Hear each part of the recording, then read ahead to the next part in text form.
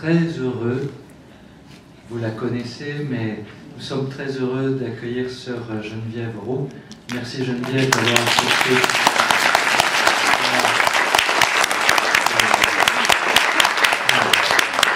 C'est un vrai plaisir, tu le sens. Voilà, on est vraiment très heureux de t'avoir avec nous. Vous la connaissez, mais quand même, bon, c'est mon rôle de présenter les conférenciers, les conférencières. Donc, Geneviève, je le fais. Donc, Geneviève Roux, sœur Xavier.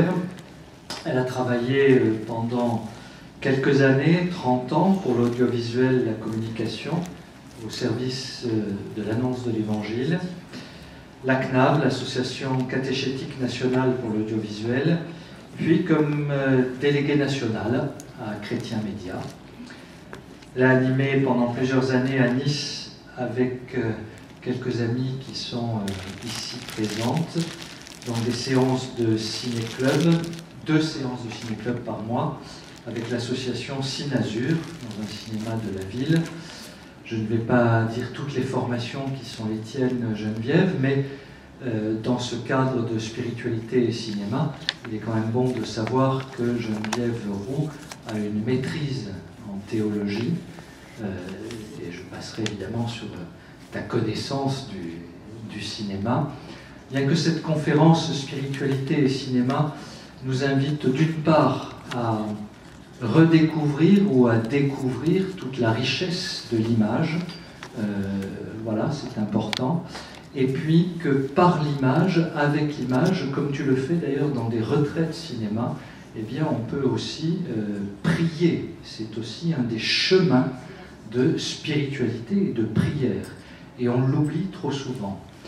Et puis bien entendu, moi je ne peux que vous inviter, une fois cette conférence terminée, qui sera persuasive, je n'en doute pas, de fréquenter Cinazur et d'approfondir ce qui va nous être dit dans un instant. Merci encore Geneviève, je te laisse la parole. Ce micro marche? Je vais te le brancher. Je vais brancher.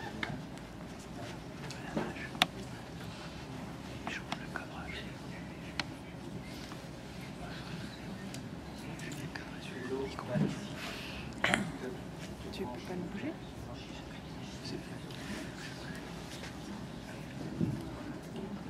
Merci. Voilà, bonjour à chacun et à chacune. Voilà, je suis moi aussi très très heureuse d'être ici, de vous retrouver nombreux. Nous avons souvent fait beaucoup de choses ensemble pendant 7 ans ou à peu près. Voilà. Merci à toi Thierry de m'avoir invité, ainsi que Pierre. Pierre est derrière la caméra, parce que la conférence est retranscrite, c'est ça, dans la haute montagne, le haut pays. Non. Non, Non, ça sera sur le site. Ah bon, d'accord, ça sera sur le site seulement. En direct. Voilà. Et puis toute l'équipe de Cinazur qui continue brillamment avec Anne-Claire, Marie-Nicole bien sûr, et puis Agnès qui est là, et Pascal qui n'y est pas. Qui est à Rio. Elle est à Rio. Elle a une bonne excuse. Excusez-moi. Elle est un peu loin pour revenir. Voilà. Alors, le sujet qui m'a été confié est vaste comme la mer. Je ne dirai pas tout, comme dit quelqu'un. Je ne dis pas tout, mais moi je ne dirai pas tout, c'est sûr. Et dans le temps qui m'est imparti, je vais juste tirer quelques fils qui m'ont semblé intéressants, qui sont sans doute ceux avec lesquels j'ai le plus d'affinité, et donc avec des paroles bien sûr, mais aussi quelques séquences de films. Donc, en matière d'introduction, cinéma et spiritualité. Ce sont 2 mots qui peuvent sembler contradictoires. Est-ce que nous n'allons pas au cinéma simplement pour oublier les soucis de la vie et pour nous changer les idées? Alors, sauf évidemment les habitués de Cinazur qui savent bien que ça va bien au-delà. Et puis aussi pour nous détendre d'une journée de travail un peu fatigante, nous aimons souvent regarder un film policier, un bon petit crime, ça repose. Alors, Voilà, mais alors si le spirituel, alors j'en donne une définition, mais je ne me suis pas attardée à chercher tout ce qu'on pourrait dire sur qu'est-ce que c'est que la spiritualité, mais disons que le spirituel, c'est une dimension fondamentale de toute personne humaine. Voilà, il n'y a pas que les croyants, il n'y a pas que les chrétiens qui ont une vie spirituelle, mais tout le monde a une vie spirituelle, et c'est donc la somme de ses inspirations, de ses aspirations.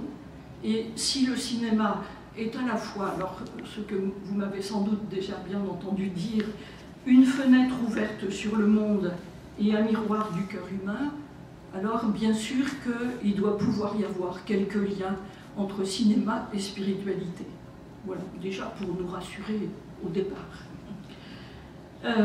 Alors, en faisant une rapide exploration sur Internet, en tapant film et spiritualité, eh bien, ce que j'ai trouvé majoritairement, c'est des sites inspirés par les spiritualités orientales. Voilà, ça vient en tête, ça vient en tête. C'est pas le christianisme qui vient en tête, enfin au moins dans ma recherche. Et puis aussi, alors, il y a des sites de voyance et de paranormal. Voilà. Tout ça, c'est de la spiritualité. Et les thèmes les plus fréquemment traités, c'est la recherche de la paix intérieure, de l'harmonie de l'âme et du corps, et le questionnement sur les mondes invisibles et l'au-delà. Voilà, ça c'est des choses qui viennent l'au-delà de la mort. C'est une question qui interroge beaucoup de personnes. Et puis, ces films, alors... sur les spiritualités d'origine orientale, je dirais, parce que je ne suis pas sûre qu'elles soient très orientales vraiment, eh bien, elles sont pour la plupart, les films qui sont présentés sont pour la plupart didactiques, un peu racoleurs, on peut dire ça. Alors, par ailleurs, il y a des sujets, des films dont les sujets renvoient clairement à des grandes religions, par exemple le bouddhisme. Alors, je cite simplement le très beau Printemps, été, automne, hiver, printemps, hein, qu'on a vu à une séance cinéma, du coréen Kim Ki-duk. L'islam, alors par exemple Le Grand Voyage. Et puis alors pour le judéo-christianisme, on voit que la Bible est un trésor de récits et de personnages à mettre en scène. Abraham, Joseph, David, Moïse, Jésus, tout ça, ça marche. Et ces récits tentent des réalisateurs de toute conviction. Alors je vous donne quelques exemples très récents. Donc il y a, dans les 3 derniers mois, disons, ou les 6 derniers mois, 3 films que je retiens. Un qui va sortir le 6 mai, qui s'appelle La résurrection du Christ. Alors, bon, ça c'est un thème un peu difficile à traiter. Alors, le réalisateur, c'est Kevin Reynolds, qui a travaillé avec Steven Spielberg. Et après avoir réalisé de nombreux films d'action, dont un Robin des Bois, une autre réalisation, La Vengeance de Monte Cristo, et ben, s'en prend à Jésus et à sa résurrection. Voilà. Le film aura-t-il une portée spirituelle? On peut en douter, il faudra voir. Mais ça risque quand même d'être dans les blockbusters. Alors je sais Thierry que tu aimes beaucoup les blockbusters, on en reparlera. Il n'est pas sorti encore et je ne l'ai pas vu. Bon, mais il peut aussi toucher le cœur de quelques-uns parce que le Saint-Esprit, il ne regarde pas un si peu. Alors à l'opposé, nos amis belges ont produit 2 films humoristiques et quelque peu déjantés avec Jésus.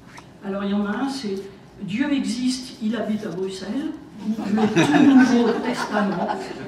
Et donc, Dieu s'appelle Benoît Poulward, il est odieux et il propage avec sadisme le malheur sur le monde qui l'entoure. Mais heureusement, sa petite fille Eva ne l'entend pas de cette oreille et va bouleverser l'ordre des choses. Ouf, ça se rétablit. Alors, c'est vraiment très déjanté à la belge. C'est drôle. Et ça a fait beaucoup rire à Cannes l'année dernière. C'est assez iconoclaste, il faut dire.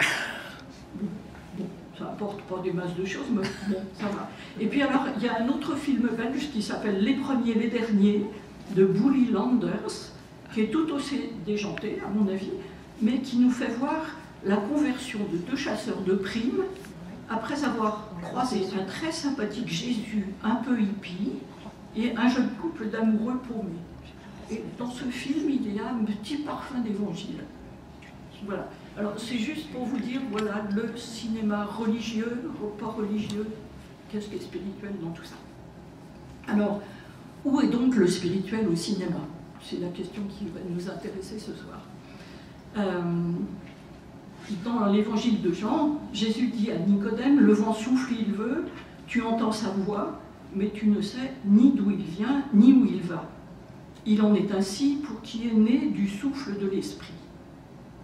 Alors, si l'esprit est invisible, impalpable, rapide comme l'éclair, comment le cinéma qui s'exprime par des cadrages, des plans, des éclairages, des points de vue, des couleurs, des musiques, des bruitages qui s'attachent au visage, au corps, aux objets, aux lieux, peut-il exprimer la subtilité de cet esprit? Le visible peut-il rendre compte de l'invisible? Et les voix intérieures peuvent-elles se faire entendre à nos oreilles de chair? Alors, en 1951, Robert Bresson, donc grand cinéaste qui avait des ambitions de dire quelque chose de l'invisible, il écrit ceci: « Le vrai langage du cinéma est celui qui traduit l'invisible. Je tente de traduire plutôt des sentiments que des faits ou des gestes. J'essaie de substituer un mouvement intérieur au mouvement extérieur. » Et alors, Eugène Green, qui est un réalisateur contemporain, qui vient de faire sortir, je crois que c'est sorti cette semaine, sur les écrans, un film qui s'appelle Le Fils de Joseph, mais qui a aussi sorti il y a 2 ans La Sapienza et La religieuse portugaise. Voilà, c'est un cinéaste très intéressant. Il fait écho à Robert Bresson en 2009, donc 50 ans plus tard. Dans toute conception spiritualiste, le monde a 2 aspects. L'un qui est facilement appréhensible et l'autre qui reste caché. Mais, dit-il, le vent qui, invisible, traverse une plaine n'est pas moins présent ni moins réel que lorsque, en faisant plier un arbre, il devient saisissable par la vue. La mystique et le cinématographe ont comme vocation la connaissance de ce qui est caché dans le visible. Voilà. Alors cela sort de ce petit livre qui s'appelle Poétique du cinématographe. Très belle lecture pour les gens qui aiment le cinéma. Alors la conviction que je voudrais développer avec vous ce soir, durant cette conférence, c'est la suivante. Il me semble que la quête spirituelle s'exprime encore aujourd'hui dans de nombreuses réalisations. Pas forcément celles qui traitent de sujets religieux, qui parfois ne parviennent pas à être inspirés. Mais dans des films qui parlent de la vie quotidienne et de ses combats, qui posent la question du sens de la vie, de l'amour, de la mort, de la justice, de la paix. Voilà.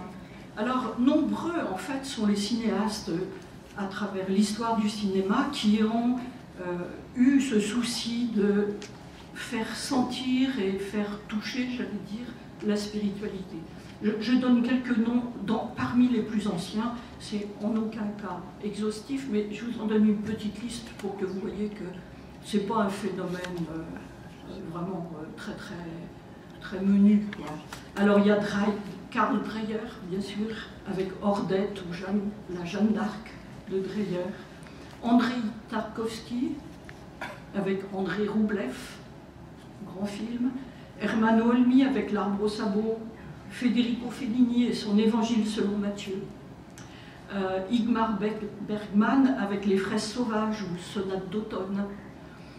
En France, Robert Bresson, Le journal d'un curé de campagne, et bien d'autres. Hein, au hasard Balthazar, qui est considéré comme son chef-d'œuvre. Éric Romer et ses contes, Alain Cavalier et sa Thérèse, Wim Wenders avec Les ailes du désir, Kieslowski avec le Décalogue. Et en Asie, on peut parler de Kenji Mizoguchi, Akira Kurosawa, Ozu, Satyajit Ray aux Indes. Voilà, bon, j'arrête là parce qu'en Afrique, on a aussi Sissako, Souleymane Cissé, voilà. Ce sont les plus anciens. Alors, la plupart des films de ces auteurs ne traitent pas de sujets religieux, mais les images, autant que le scénario, renvoient à plus qu'eux-mêmes. Ils ont une densité métaphorique ou symbolique particulière. Et tous expriment quelque chose du cœur de l'homme et du désir de rendre le monde plus humain. Voilà, je vous cite simplement 3 descendants de ces grands ancêtres qui peuvent être Terence Malick avec Tree of Life, Eugene Green donc avec La Sapienza, et puis son dernier qui est qui vient de sortir mais qui est aussitôt disparu de nos écrans, je crois, c'est Les Lettres au Père Jacob. Naomi Kawasebe, une japonaise, avec Les Délices de Tokyo, ou bien Nouri Bilge Ceylan, Winter Sleep, la Palme d'Or d'il y a 2 ans, 3 ans, 2 ans, je ne sais plus. Voilà. Alors, au regard de l'immense production mondiale de cinéma, ça peut paraître peanuts, quoi, hein, minoritaire, mais on peut dire quand même que leur place est loin d'être insignifiante. Alors, j'ai choisi de développer 4 points et de vous passer 4 séquences de films au cours de cette soirée. Voilà. C'est un choix complètement arbitraire. Vous me direz après si vous pouvez faire ou si vous auriez vous choisi autre chose. Voilà. Voilà. Alors, le premier point, je vous l'ai dit tous les 4, comme ça vous saurez à quoi vous en tenir. Le premier point, c'est le spirituel est lui-même charnel. Ensuite, la question du sens et de l'au-delà de la mort. Ensuite, l'esprit est à l'œuvre au cœur du monde. L'esprit avec un grand E, bien sûr. Et le dernier point, c'est « Et Dieu dans tout ça ». Bon, ça fait déjà du pain sur la planche. Et on va y aller assez rapidement. Alors, premier point, le spirituel est lui-même charnel. Alors, j'ai emprunté ça à Monsieur Peggy, Charles. Voilà ce qu'il dit.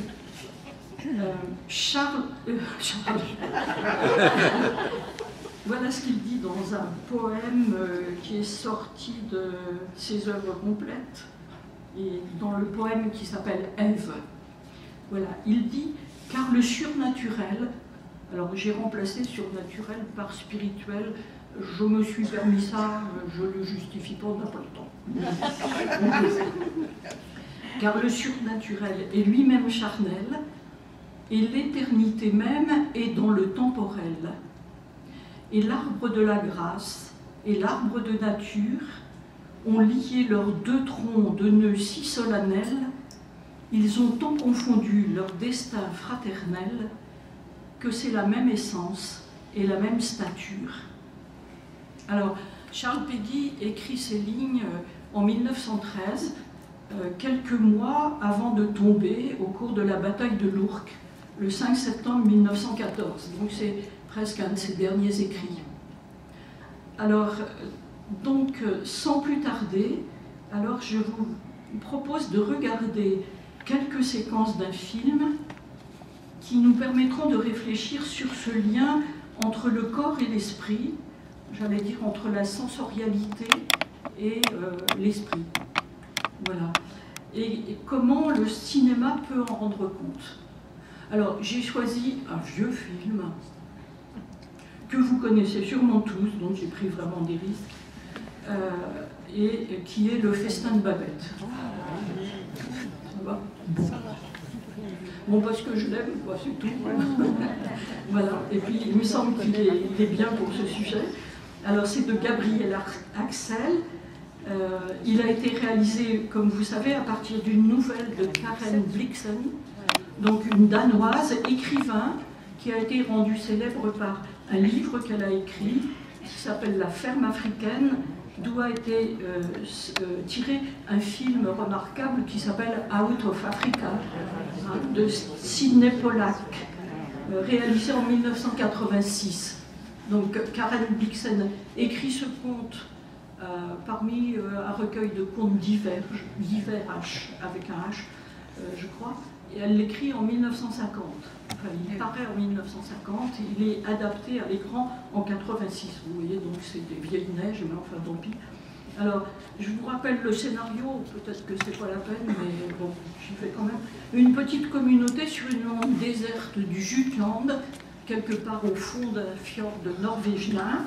Et donc, dans cette communauté, alors c'est un pays où il fait froid, il fait gris, enfin voilà, il faut avoir le moral, il fait nuit souvent, et longtemps, sauf l'été évidemment.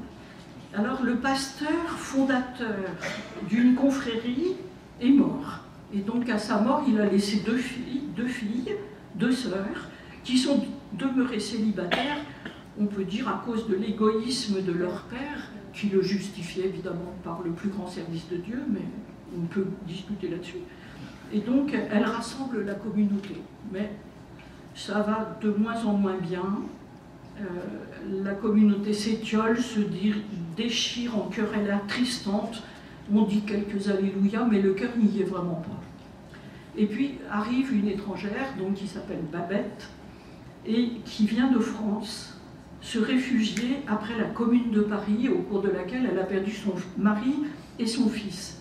Et donc elle va se mettre au service des deux sœurs, elle devient leur servante à titre gratuit.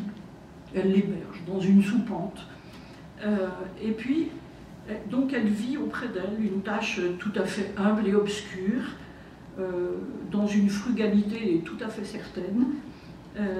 Et puis, bon, voilà, les années passent. Babette améliore comme ça, tout doucement, d'abord la soupe de tous les jours que les sœurs distribuent aux pauvres. Et puis, bon, elle se débrouille bien, il y a quelque chose qui se passe autour d'elle, mais très très discrètement, personne n'en parle, quoi.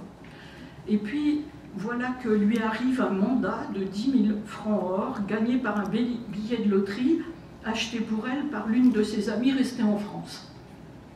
Une fortune pour Babette, et au lieu de s'en servir pour se réinstaller en France, elle va tout dépenser pour offrir un vrai repas français à la communauté. Festin dans lequel elle met jusqu'à son dernier sou. Et elle va réaliser un repas somptueux. Et voilà, sans plus attendre, je vous propose de participer à ce repas. Donc ceux qui n'ont pas eu le temps de manger.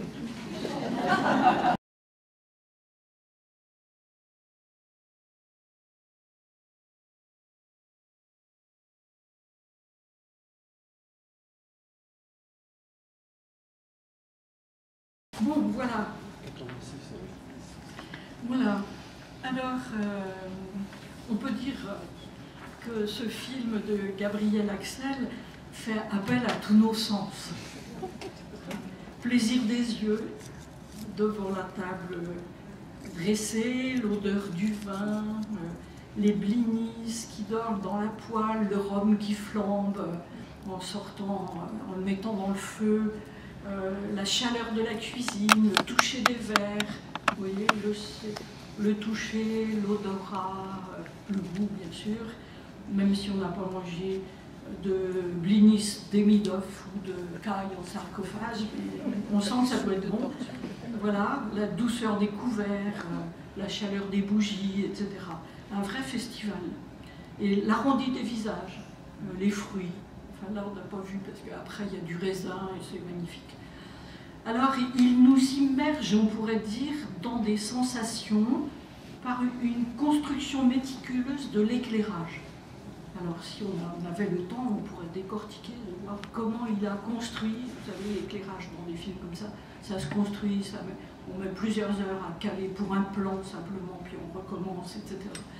Et donc, le choix des couleurs, les rouges orangés, qui créent une ambiance chaleureuse et intime, les gros plans sur les objets, les mains, les visages beaucoup.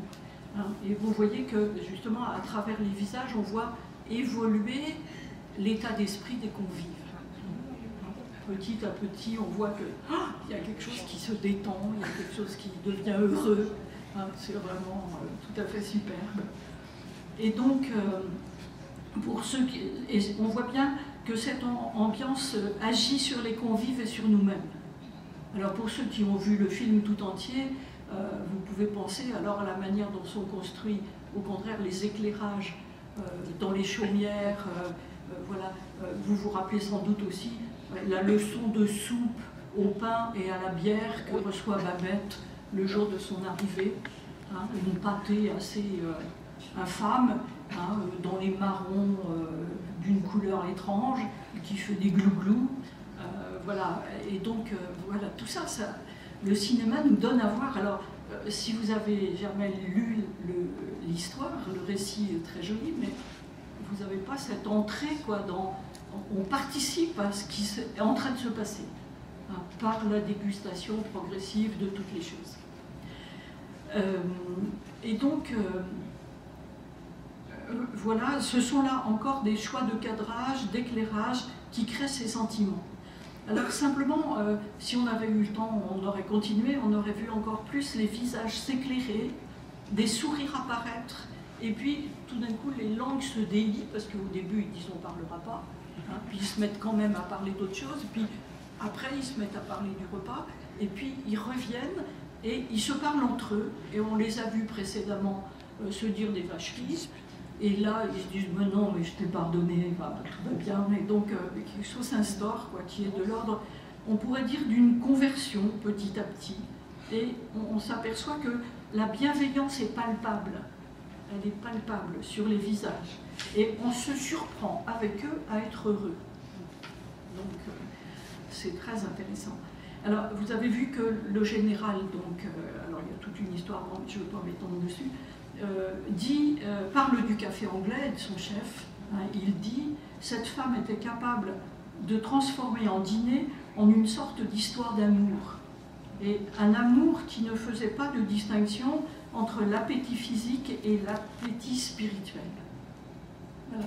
Alors on peut dire que ce repas, en quelque sorte, crée un instant d'éternité. Ce qui nous ramène au vers de Peggy qui dit « Et l'éternité même est dans le temporel. Et l'arbre de la grâce et l'arbre de nature ont lié leurs deux troncs de nœuds si solennels. » Voilà. Donc effectivement dans ce film je trouve qu'on voit se nouer effectivement à la fois le charnel et le spirituel. Et que c'est vraiment un très très beau film de cette sorte-là. Alors, on pourrait dire qu'il faut un corps pour l'esprit. Et ça, c'est quelque chose qu'il ne faut jamais oublier. Alors que les disciples du pasteur, ils ont l'air de l'oublier. Hein. Ils disent, dans l'autre vie, notre âme, donc ils ne croient pas à la résurrection de la chair, notre âme sera comblée, enfin celle des sœurs, de toute manière, parce qu'elles ont tout donné. Alors, il me semble qu'il faut un corps pour l'esprit. Pour nous chrétiens, c'est une vérité fondamentale, et que ça se nomme l'incarnation, prise au sérieux. Alors, comment dire l'amour sous toutes ses manifestations, sinon à travers notre corps? Alors, Jean Collet, que vous connaissez peut-être, qui est un vieux monsieur maintenant, a écrit et a fait sortir il n'y a pas longtemps une petite théologie du cinéma, où il ne cite que des films qui sont datés d'avant 80, mais où il dit des choses très très intéressantes et pertinentes. Et notamment, il dit ceci: ce qui est spirituel dans un film, ce n'est pas le silence, ni le contenu de ce qui est dit, ni la profondeur d'une réplique. La dimension spirituelle du cinéma, c'est d'abord l'ouverture à l'autre. Œuvrer, ça veut dire ouvrir, s'ouvrir à l'autre, éprouver le désir d'une relation avec l'autre. Voilà. Et donc, c'est ce qui se passe au cours de ce repas. C'est-à-dire, on passe de la fermeture à l'ouverture. Et vous avez noté une des femmes qui évoque les paroles du pasteur. Tout ce que nous emporterons de cette vie, c'est ce que nous aurons donné. Et donner, c'est ce que font dans la monotonie des jours les deux filles du pasteur, mais c'est aussi ce que fait Babette, puisqu'elle donne d'un seul coup tout ce qu'elle a. C'est le don total. Et donc, elle claque, on peut dire, toute sa fortune pour réaliser ce repas. Et elle dit, un cri jaillit du cœur de l'artiste, retentit dans le monde entier. Donnez-moi la chance de me surpasser. Voilà, aimer, donner, créer, voilà des maîtres mots de la vie spirituelle. Et on pourrait continuer d'analyser ce film qui est en fait une parabole de l'Eucharistie. Voilà, c'est une parabole de l'Eucharistie. Sans doute que Gabriel Axel ne l'a pas voulu comme tel, Karen Blixen sûrement pas, mais n'empêche, ça fonctionne comme ça. Hein, et ça nous dit effectivement tout ce qu'il y a. C'est un repas, et c'est un repas qui nous fait passer dans la vie éternelle. Voilà. Alors, simplement, le film de la japonaise Naomi Kawaseve, Les délices de Tokyo, il me semble, porte le même message. À travers le personnage de Tokyo, je ne sais plus comment on le prononce, spécialiste des dorayakis, donc gâteau fourré d'haricots rouges, elle exprime sa foi en des forces invisibles présentes dans notre monde quotidien. Elle recommande d'écouter ce que racontent les haricots rouges en cuisant ou les feuilles de cerisier, et elle ouvre un chemin vers la grâce, la possibilité de surmonter les épreuves. Et donc, finalement, elle nous fait passer d'une recette de cuisine à une recette de vie. Voilà. Donc, on pourrait évoquer aussi bien d'autres films. Hein. Je pense aux Brodeuses d'Éléonore Fauchier, que vous avez peut-être vu dans les retraites cinéma. Grand prix de la Semaine de la critique à Cannes en 2004. Et donc là, on a affaire à deux brodeuses qui, tout en brodant, vont se redonner vie l'une à l'autre, hein, puisqu'il y a une jeune fille enceinte qui ne veut pas garder son enfant, et elle rencontre une patronne qui l'embauche, et qui, elle, vient de perdre son fils, elle a fait une tentative de suicide. Et au cours de leur travail, qui est un travail artistique, eh bien, quelque chose se passe, et elles redeviennent vivantes. Voilà. Alors je pense que ça, effectivement, ça dit beaucoup de choses sur le spirituel dans le cinéma. Alors, deuxième point, la question du sens et de l'au-delà de la mort. Voilà. C'est une question qui revient tout le temps dans beaucoup de films d'ailleurs, hein, y compris alors des blockbusters, n'est-ce pas? Tu es d'accord avec moi? J'en ai pas plus ce soir, mais ce sera pour une autre fois. Alors, qui sommes-nous, premier point? Qui sommes-nous? D'où venons-nous? Où allons-nous? Ces questions sont éternelles et chacun d'entre nous est renvoyé à lui-même et s'interroge sur ce qui fait vraiment sens pour nous. Alors, je vous propose de regarder maintenant un passage d'un film encore plus ancien de Federico Fellini qui s'appelle La Strada. Voilà. Alors, je remonte loin en arrière, hein. La route, un film tourné en 1954 en noir et blanc avec Anthony Quinn et Giulietta Massina qui était la propre femme de Fellini. Alors Gelsomina, qu'elle joue, est une enfant naïve et généreuse qui a été vendue par sa mère à un Hercule de foire brutal et obtus qui s'appelle Zampano. Alors, il accomplit un numéro de briseur de chaînes sur les places publiques. Donc, alors voilà, et donc il va utiliser Gelsomina, il va lui apprendre à jouer un peu de tambour, à danser un peu, et donc c'est elle qui annonce le spectacle. Et puis bon, il circule à bord d'un étrange équipage une moto à 3 roues aménagée en roulotte, et donc il mène la rude et triste vie des forains. Et Zampano, c'est une brute. Il ne sait pas parler, alors il cogne. Et donc, il ne cesse de rudoyer sa compagne et de la traiter sans égard. Et pourtant, elle s'efforce de lui complaire avec une touchante obstination. Et puis surgit un autre saltimbanque qui est Il Mato, le fou, qui est violoniste, poète, philosophe et farceur. Alors, dès qu'il voit Zampano, il lui fait des blagues. Et l'autre, il ne supporte pas, et comme il ne peut pas s'expliquer, il cogne. Et donc, il est aussi fil de ferriste, il risque sa vie à 10 mètres au-dessus du sol. Et donc, voilà. Je vous propose de regarder un échange entre Il Mato, donc le fou, et puis Gelsomina. Voilà. Zampano vient de se prendre enfin de vouloir tuer Il Mato avec un couteau. Il se retrouve en prison, et donc Gelsomina est toute seule le soir, à côté du campement, et Il Mato vient la voir. On est à.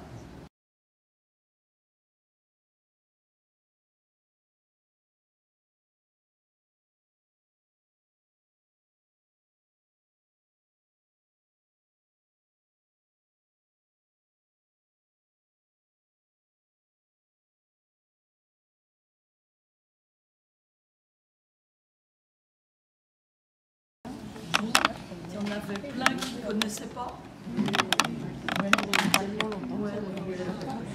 Voilà, La Strada. C'est un film en noir et blanc, c'est un vieux film.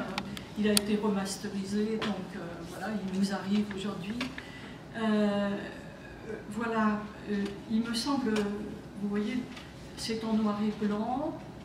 La scène se passe de nuit.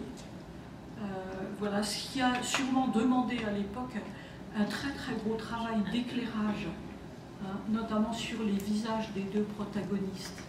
Et vous voyez qu'il y a une très belle lumière sur le visage de Gelsomina en particulier, alors qu'il nous fait ressentir de nouveau ce qui se passe en elle, quoi.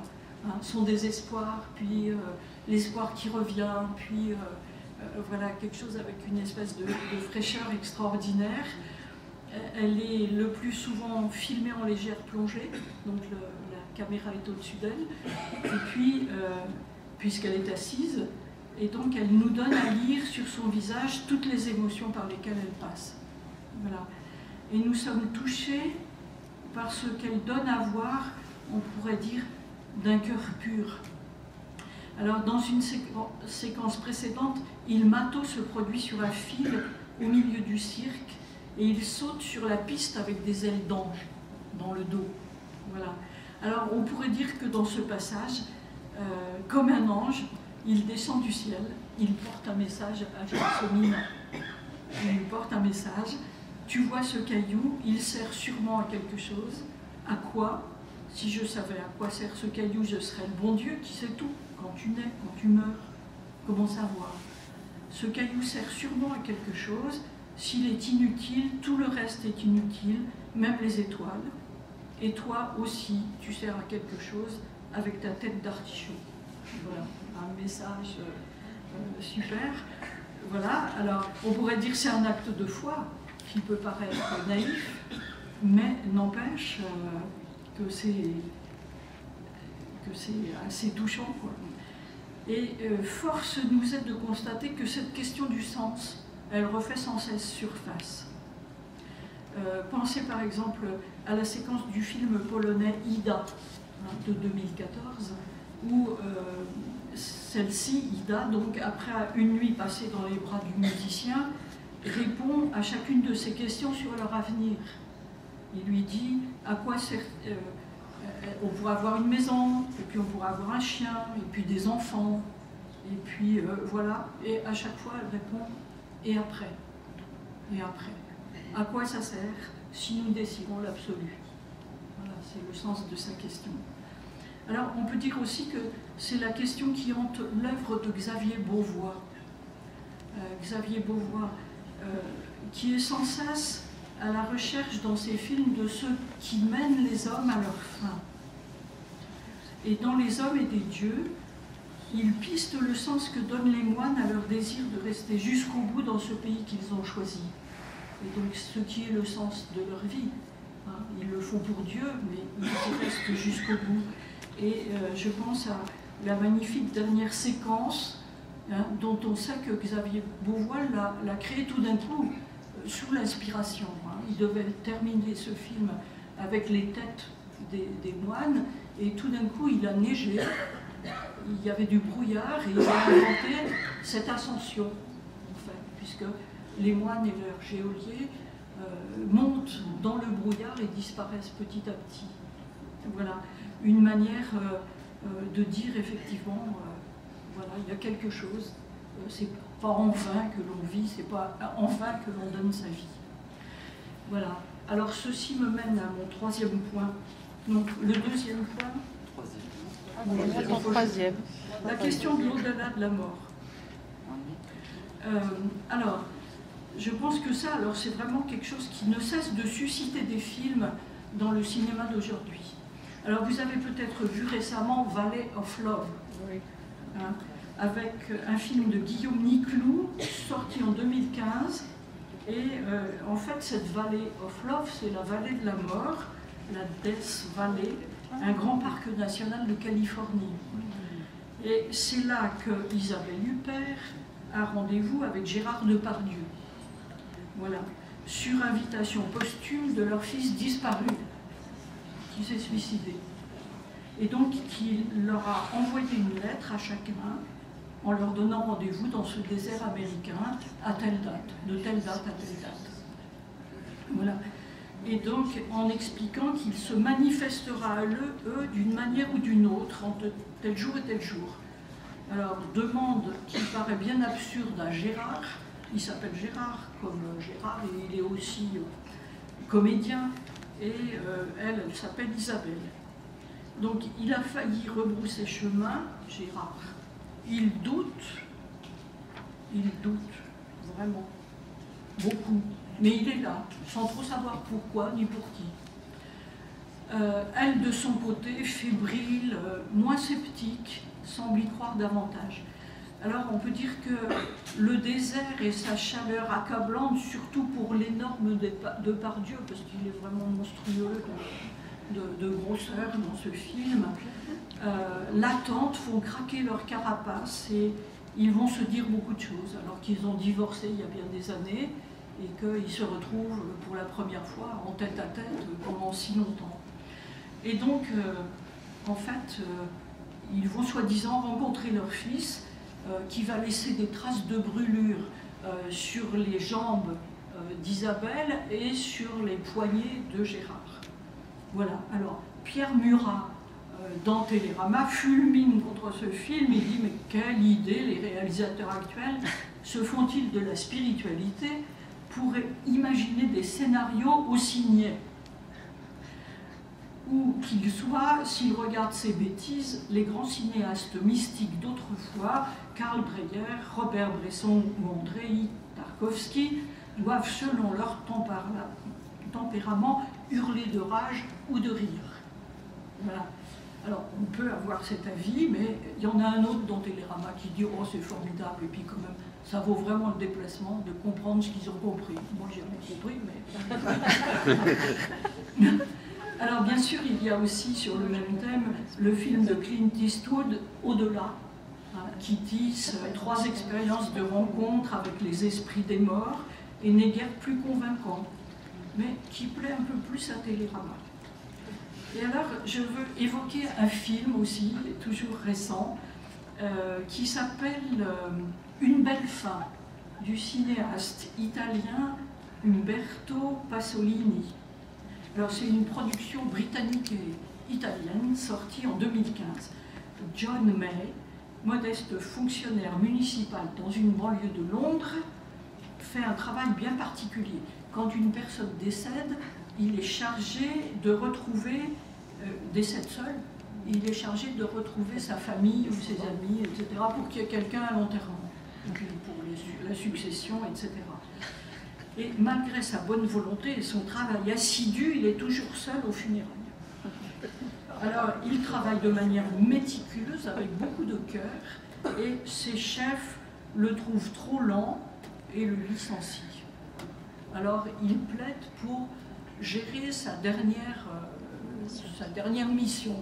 Et il se trouve que c'est justement Billy Stock, son voisin. Alors, il va retrouver sa nièce, des amis baroudeurs, des footballeurs, enfin un certain nombre de gens qui l'ont connu, et qui vont tous venir à son enterrement. C'est formidable. Mais la veille, eh bien, un accident coûte la vie à John, et dans le même cimetière, on l'enterre. Mais il n'y a personne à son enterrement, et tout le monde est à l'enterrement du copain, Billy Jones. Et à ce moment-là, alors, Billy Jones, en fantôme, sort du tombeau, et il se rend sur la tombe de John May. Et aussitôt, alors, se lèvent tous ceux pour lesquels il a fait des recherches. Et il y a une foule immense, il n'est plus tout seul.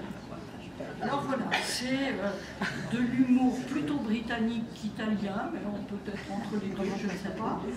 Mais en tout cas, beaucoup d'humour et la foi que nos actes nous suivent et que ce qui a été fait au plus petit se retrouvera en vie et en relations éternelles.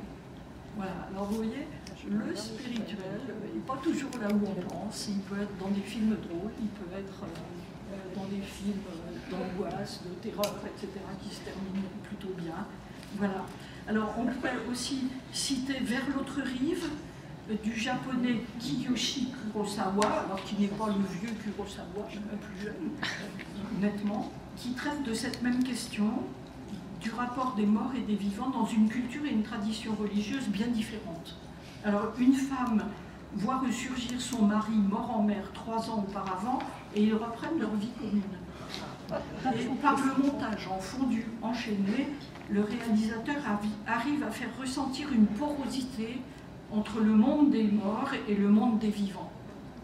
Voilà.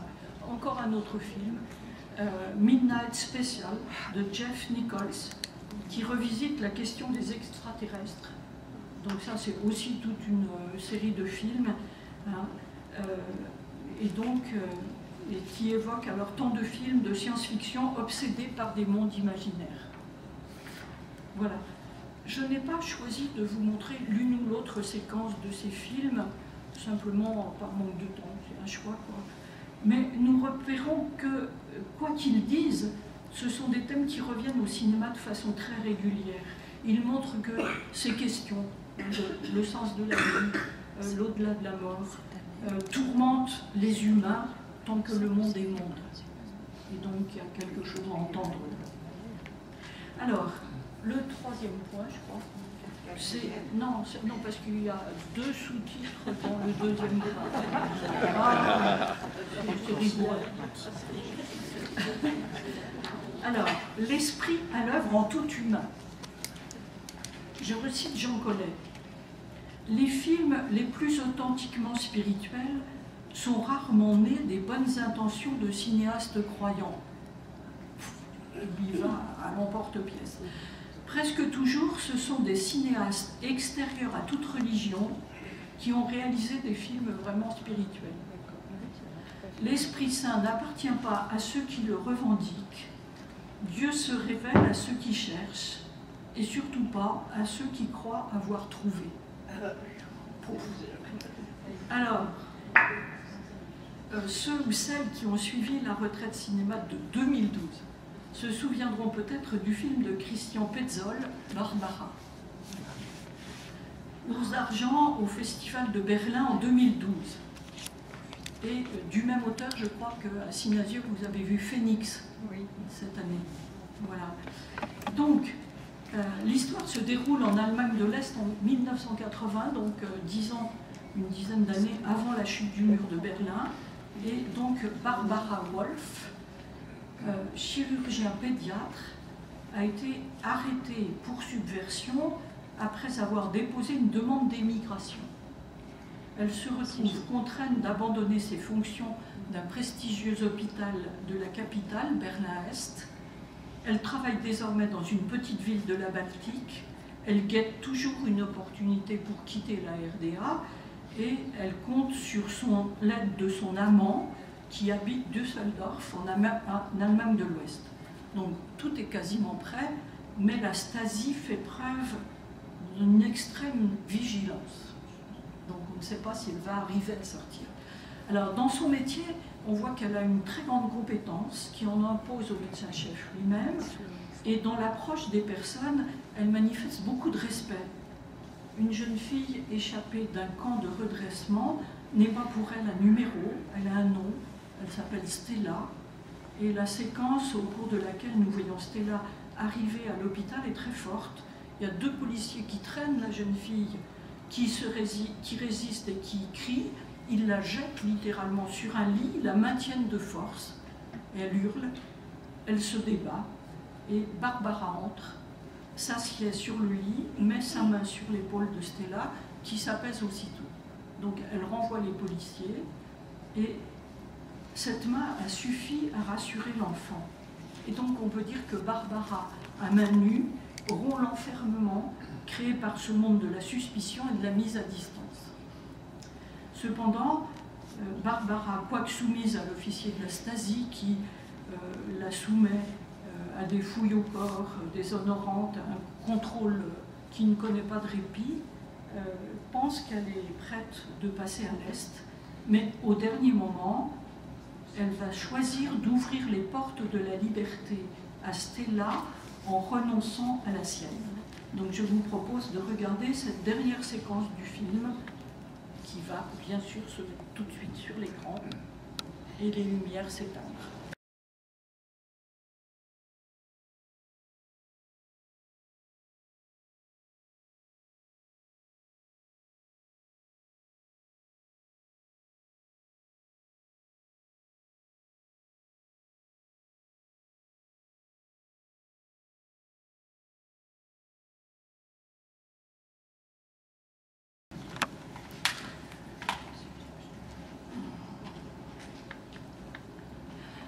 Vous avez peut-être noté que on a regardé à peu près 10 minutes de ce film. Et il y a eu à peu près 4 paroles, 4 phrases, disons. 4 phrases ont été prononcées et échangées. Et une seule parole entre Barbara et Stella. Au moment où Stella arrive, elle va la recueillir. Elle s'aperçoit que l'enfant lui avait dit qu'elle était enceinte, donc elle avait été violée d'une manière ou d'une autre dans son camp de redressement, et donc on l'a fait avorter. Donc quand elle dit quel salaud, c'est lié à ça, quoi. Parce que bien sûr que c'est sans la volonté de l'enfant. Et donc vous avez vu, l'évasion se fait dans une obscurité bleutée. La voisine qui l'expionne les suit du regard, et nous les sentons piégés par avance. Alors quand on a vu le film, on sait combien la surveillance est étroite, c'est-à-dire elle est dans une maison et la gardienne est effectivement est tout le temps en train de l'observer et de rapporter. Il y a un réseau de délation extraordinaire dans lequel André aussi, le médecin qu'on voit à la fin, est pris. Voilà. Donc voilà, toutes les issues sont surveillées par les gardiens d'immeuble. Nous étouffons, quoi, avec eux. Et donc, vous voyez que quand Barbara revient,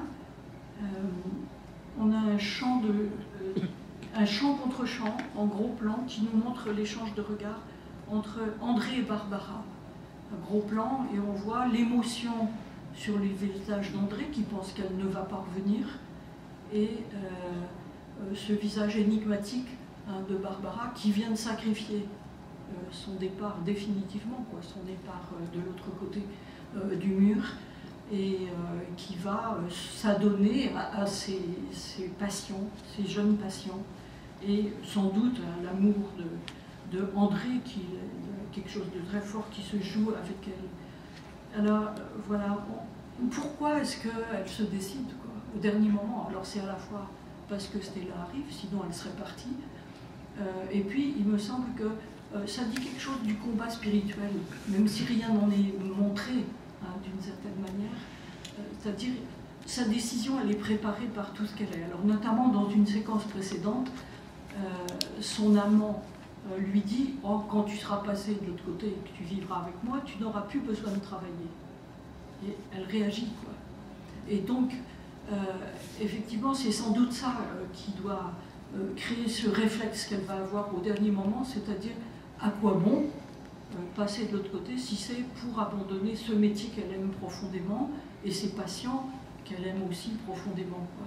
Et donc soigner là les plus paumés, les plus jeunes, les plus fragiles, c'est vraiment sa vocation.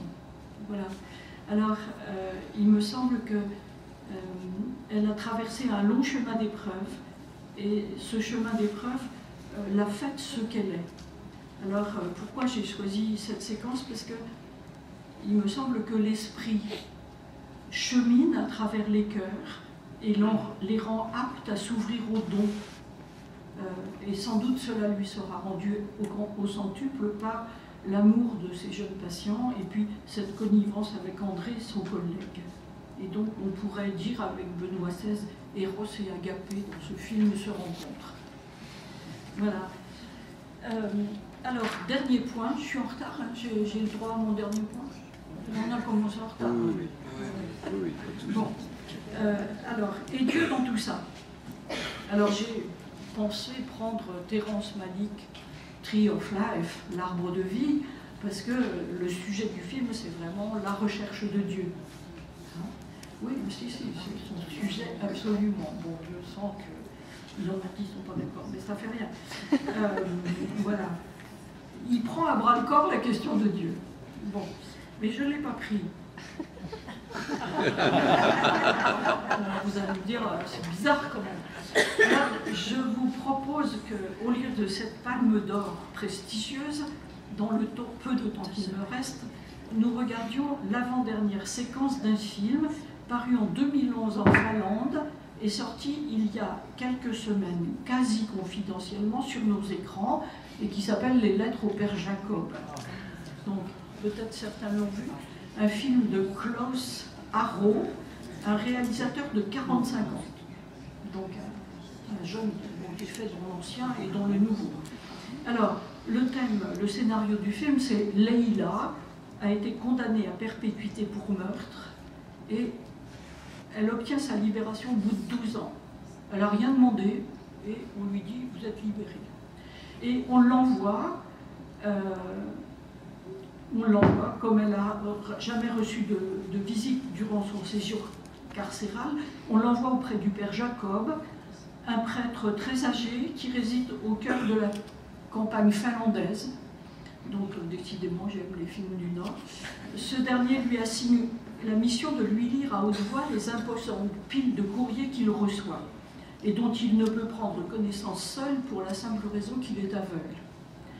Et donc la première séquence, que je ne vous montrerai pas, se joue dans le clair-obscur, c'est-à-dire on voit Leïla qui se tient dans la pénombre, dos tourné à la fenêtre étant symboliquement l'issue, etc. Donc elle lui tourne le dos et le directeur de la prison est en plan poitrine, visage de 3/4, face, et son visage est à moitié dans l'ombre. Donc on est vraiment là dans quelque chose de très, très étrange. Et donc dans ce clair-obscur, eh bien, le directeur lui dit qu'elle est libérée. Alors, on a un jeu d'opposition de la deuxième séquence où l'image est coupée en deux par des cloisons qui donnent passage à des portes ouvertes. Alors, on a le Père Jacob qui est assis entre deux portes, mais il est complètement dans l'ombre, aussi bien qu'au premier abord on ne le voit pas. Et sur la droite, on voit entrer Leïla chez le Père Jacob. Et donc, il y a une autre porte de ce côté-ci. Et alors, il va passer sous des draps, elle disparaît, elle va passer sous des draps, elle disparaît, et elle réapparaît par la porte de droite. Et je vous le dis parce qu'on va retrouver cette configuration peut-être dans la dernière séquence. Et donc elle entre comme ça, elle marque un temps d'arrêt en silence, et ils sont dos à dos. Vous voyez, et l'image manifeste qu'elle ne veut pas être là et qu'elle ne veut pas communiquer. Voilà. Alors, tout d'un coup, il entend un bruit, donc il se lève, il dit « Leïla », et au lieu de lui tendre la main comme ça, dans le sens où elle est, il tend la main dans l'autre sens. Donc on est vraiment dans l'opposition. C'est là que le cinéma, effectivement, nous donne à voir des choses que l'écriture a beaucoup de mal à nous faire comprendre. Et donc, on va voir cette opposition parce qu'elle va se trouver au long. Il y a une grande table, le Père Jacob a mis 2 tasses comme ça, hein, l'une ici, l'autre là, et donc elle va prendre sa tasse et aller à l'autre bout de la table. Vous voyez, à peu près comme ça, quoi. Voilà. Donc, ça veut dire qu'ils sont vraiment à distance, qu'elle est là, mais à son corps défendant. Et donc, le Père Jacob est toujours cadré de face lorsqu'il se tient avec Leïla dans l'espèce de salon d'été, dehors, qui a la forme et la blancheur d'un 9. Alors il se met au travail avec Leïla et il lui dit « Toutes les lettres sont des demandes d'intercession. Nous amenons à Dieu tous ces gens qui nous demandent de prier pour eux. Il est bon pour les gens de savoir qu'il existe pour quelqu'un qui se souvient et qui voit. Aucune créature du Seigneur ne doit se sentir inutile ou tomber dans l'oubli. » Vous voyez, ça résonne avec la Strada. Aucune demande ne doit être négligée car chaque lettre est précieuse, elle parle à mon cœur, c'est pour cette raison que je demande à Dieu la grâce.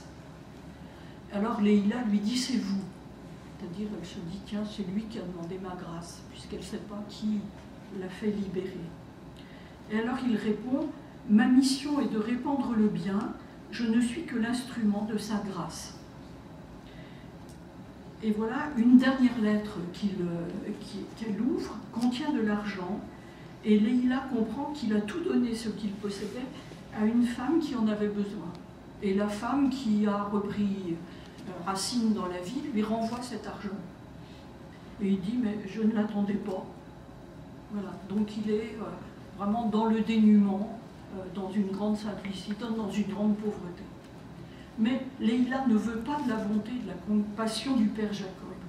Vous avez demandé ma grâce car vous aviez quelqu'un à sauver, mais je ne veux pas que vous m'aidiez. Et donc, le film va montrer comment, finalement, Leïla va accepter cette grâce. Mais parce que le Père Jacob va lui demander lui-même de l'aider, elle. Et donc, il y a une espèce de renversement qui se fait. Alors, on va simplement regarder l'avant-dernière séquence et on fera quelques commentaires et je m'arrêterai quasiment là.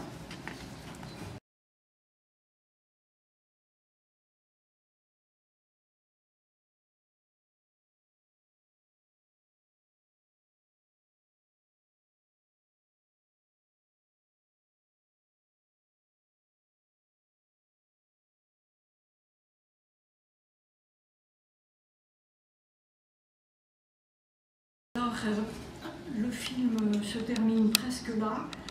Lorsque Leïla rentre dans la maison, elle trouve le Père Jacob à terre, il est mort. Et donc la caméra nous fait reprendre le chemin du premier jour. Leïla entre par le fond de la maison à droite, disparaît sous les draps, réapparaît sur la droite, découvre une tasse brisée au sol, et puis les pieds nus et le Père étendu. On ne voit même pas jusqu'à la tête.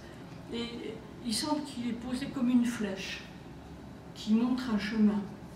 Et donc, on pourrait dire que le dos à dos du premier jour s'est changé en chemin initiatique. Et cette séquence, à l'image de tout le film, avance à pas délicats.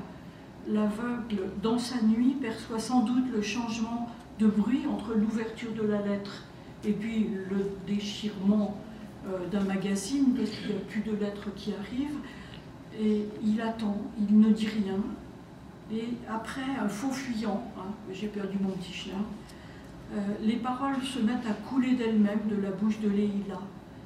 Alors une histoire si lourde et si banale à la fois, et les larmes viennent. Alors je vous cite ce qu'écrit Catherine Chalier, qui est une théologienne juive. Elle dit « Loin de ne signifier que tristesse ou douleur, les larmes parlent aussi de la joie qui nous saisit en découvrant la vérité d'un amour irréductible à la compréhension théorique.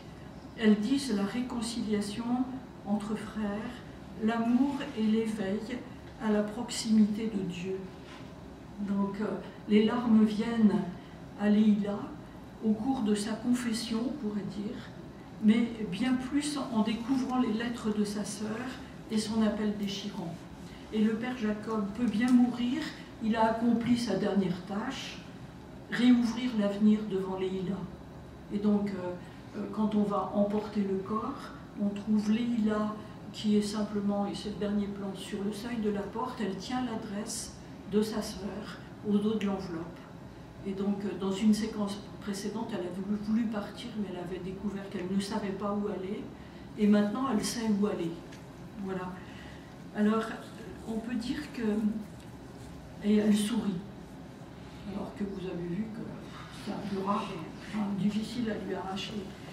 Alors on pourrait dire que le père Jacob a été un accoucheur, parce qu'il a été là, à côté de cette femme, il a attendu l'heure, il a laissé le travail d'ouverture se faire en elle, en l'encourageant par son silence et sa présence.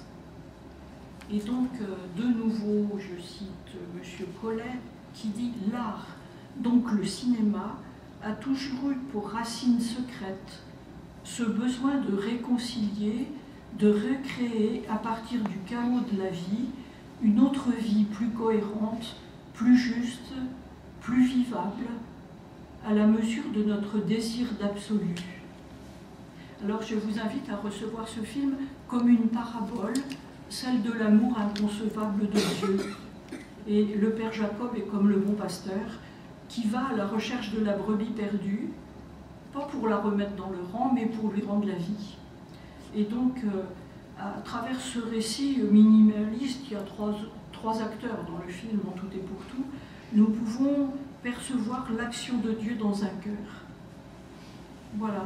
Et je cite Saint Bernard, et puis je vais supprimer ma conclusion parce que j'ai déjà trop dit de choses.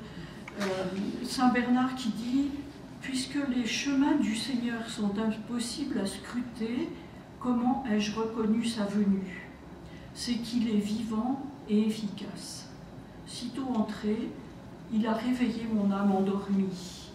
Il a remué, assoupli et blessé mon cœur qui était dur comme la pierre et se portait mal. Il s'est mis aussi à arracher et détruire, à construire et planter, à arroser les terres desséchées, à illuminer les ténèbres, à faire sauter les verrous, à enflammer les glaçons. Il a redressé les voies tortueuses, aplani les chemins raboteux, de telle sorte que mon âme bénisse le Seigneur et que tout ce qui est en moi loue son saint nom. Voilà. Dans ce film, rien n'est fulgurant, rien n'est éblouissant.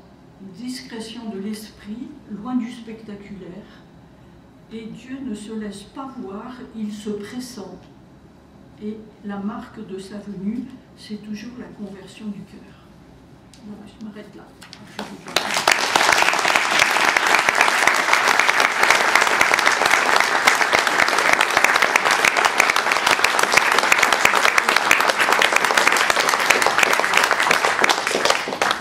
Merci.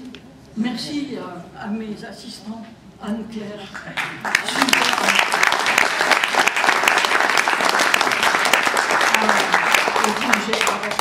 Pour allumer les lumières, éteindre les lumières, tout ça. Formidable. Voilà, je sais bon.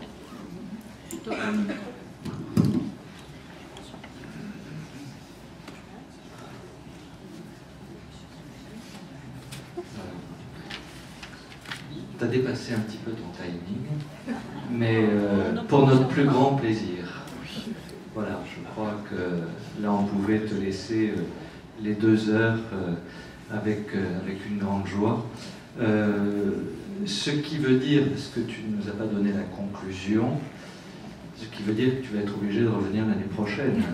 Donc tu commenceras par la conclusion et tu développeras encore. Voilà, je pense qu'on n'a pas le temps d'un débat parce qu'il est déjà tard, et donc pour rentrer, ou peut-être une question, mais ça priverait les autres. Donc une, parce que tu en as envie. Il y a peut-être une question, donc sur ce qui a été dit, ou ce... Non, je crois qu'ils ne sont pas endormis, on n'est pas endormis, mais tu sais, il y a tellement de choses, voilà, on est en train de se dire que peut-être qu'on ne regardera pas comme on regardait le cinéma, quoi, et que voilà, on va peut-être entrer différemment dans l'image maintenant. Voilà. Ma dernière truc, c'était une question. Dans la fin de ma conclusion, que je ne vous dis pas, c'était une question. Finalement, lorsque nous allons au cinéma, quel est notre regard? Et finalement, déceler la spiritualité dans un film, c'est aussi aussi bien la question du réalisateur que la question de celui qui regarde. Voilà. Alors, est-ce que nous savons avoir de la miséricorde pour regarder les blessures et les combats et pour pressentir l'ouverture à l'espérance? C'est ce que nous souhaitons.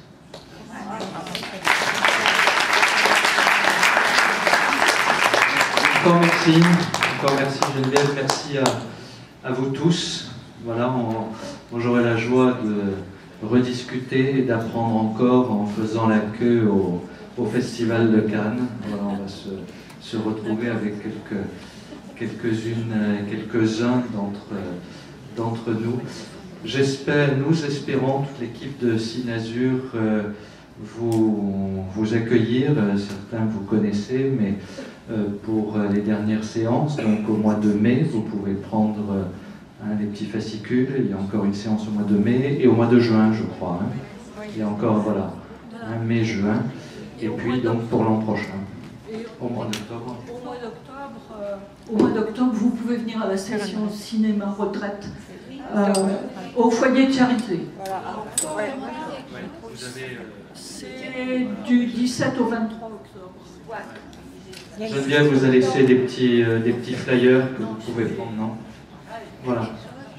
Question. Je crois qu'il y en a. Oui. La salle est trop petite maintenant. La salle de cinéma du Cinazur Ça dépend. Elle est trop petite. Ça dépend des films. Ça dépend. Voilà, ça dépend des films, mais des bouchons sur on va voir, tant mieux. Si elle est trop petite, ça veut dire, voilà, il faut demander la grande salle. Suivant les films, c'est vrai qu'il y a un bon public maintenant. Voilà. Tant mieux, tant mieux. Longue vie à Cinazur. Longue vie à Cinazur, qui nous a laissé un bel héritage qu'on essaie de maintenir. Encore merci à vous tous. Je vous souhaite un bon retour.